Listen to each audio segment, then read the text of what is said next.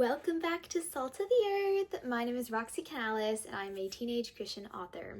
I am so excited to resume the series of Gideon, Mighty Man of fill in the blank. And obviously, if you have not seen the last two videos on Gideon, about him being a mighty man of valor and about him being a mighty man of vandalism, you are definitely going to want to go and check those out. And obviously, they are on my channel. And if you haven't seen those, I would encourage you to watch those before you watch this video. However, if you've already seen those, then let's go ahead and dive right into the story for today. So, in Gideon's story, we pick up with him getting ready for battle. He's called the troops, and he has gathered an army of 32,000 men. Obviously, that is a lot of men, and sounds like a pretty good army to go to battle with against these Midianites. And then God comes to Gideon, and God says to Gideon, "Gideon, you have way too many men." Now, you may think, what do you mean? Doesn't God want Gideon to win this battle? Why would he tell him, you have too many men? Sounds like a pretty solid group of guys to go to battle with. Why would God say that to Gideon? Well, God reveals his reasoning in what he says next. He says, if you go to battle, I'm paraphrasing, but if you go to battle, Gideon, with this many men, Israel will boast before me. These men will end up boasting before me. Why would they end up boasting? Because they would believe that because of their numbers, because of their strength, they actually won the battle and it wasn't God, and God would not get the glory.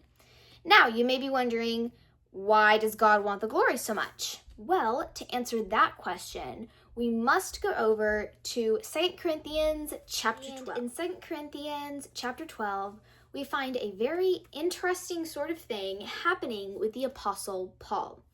And in the story, it's a real event, not just a story, but also a story. And in 2 Corinthians chapter 12, Paul says that he has a thorn in the flesh. Now, there's been a ton of debate on what exactly he meant by this, but I'm going to go with the general consensus that it was a messenger of Satan, that he actually does say that in the Bible, and a demon meant to torment him. And obviously, that's where the debate starts. How did he torment him? What kind of was going on with that? What does that mean? And obviously, I'm not going to get into all of that here. But in the story, there was a messenger of Satan, a demon, meant to torment Paul. And Paul says that he asked the Lord to take it away, pleaded with the Lord to take this burden of his away. And the Lord said to him, "My grace is sufficient for you, for my strength is made perfect in weakness." Now, that sounds very strange. That may sound very strange to some of you, but it's actually extremely profound.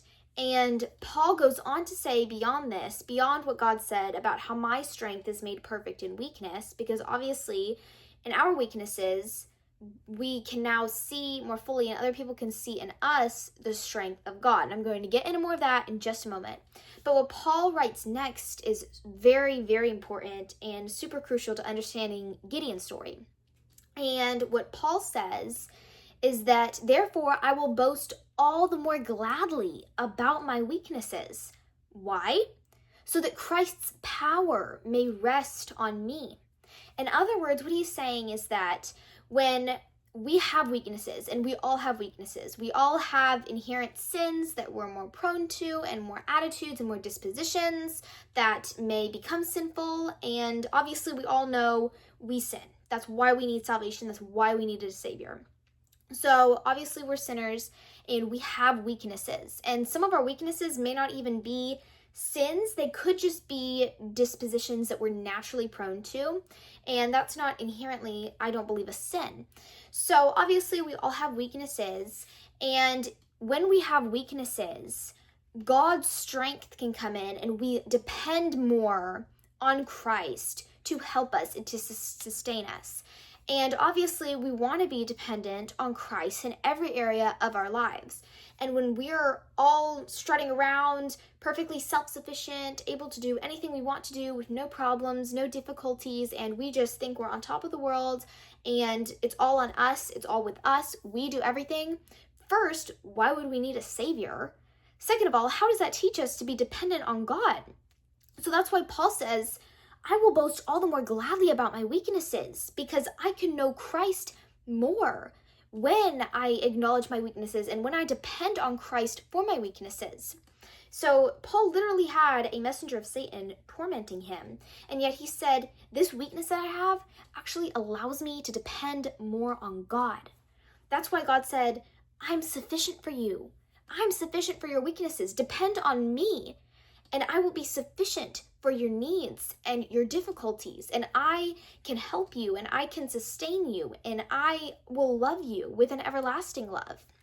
So obviously, that is basically why we should boast all the more gladly about our weaknesses, so that Christ's power may rest on us, because Christ's power cannot rest on us when we are strutting around like peacocks, acting like we can do anything we want to because we're just so amazing and so self-sufficient. No, it's because of Christ that we can do these things, and it is only by the power of Christ that we can do these things. And we wouldn't know that unless we had weaknesses. So you may be saying, oh, I wish I didn't have this anxiety, or I wish I wasn't predisposed to this thing, or things like that. And obviously, I'm not saying we should just be okay with sin and just go free for all and just never seek to actually help ourselves and ask God to help ourselves. No, that's not what I'm saying at all. We should absolutely seek to crucify the sinful flesh, and we should seek to overcome anxiety and continually work on those things and things like that. But I am saying that through that battle of fighting anxiety, through that battle of fighting that temptation, through the battle of fighting that sin, you come to rely on Christ, and you come out of that so much stronger than you were before. That's why so many times you hear possibly Christians or even verses in the Bible or pastors say that God refines people through fire. And what they mean by that is that God is refining you through the difficulty, through the struggle, because of your weaknesses, because of the battle to overcome those weaknesses. God is allowing you to depend more on Him and refining your character. And obviously, when we begin to depend on Christ for our weaknesses, and in our weaknesses, our minds begin to fixate on Him, our lives begin to turn around Him. He is our top priority, as He should be. When we depend on Christ, our lives come into alignment, and things and priorities are as they should be, with God on top, and God as our number one priority and the number one thing that is on our mind, because He is amazing. And obviously, a single day spent in the presence of God and focused on God is better than a lifetime without Him. So that is what God is doing in Gideon's story. And obviously God said to Gideon, I want you to whittle down your army, and God therefore goes and instructs Gideon to whittle down his army until he has 300 men. Going from 32,000 men to 300 men is a big step down. It is a lot of men you have lost. And in Gideon's story, he could totally be terrified. But also we see that in the future, Gideon trusts in God. And because Gideon was forced to trust in God, he was able to give God the glory. And he was able to grow closer to his Lord and Savior because of how he had to be dependent on God in his weakness, because he was utterly weak with 300 men against this huge, massive army of Midianites. So he clearly had a weakness. But Gideon decided to let Christ's power rest on him instead of his own power. He let Christ's power rest on him. And we're going to see in the coming videos how that goes down for Gideon. But when the day of battle comes for Gideon, we're going to see that he trusts in the Lord and not in his own strength, because heaven knows he had hardly any. So in the meantime, I would encourage you all to stay salty.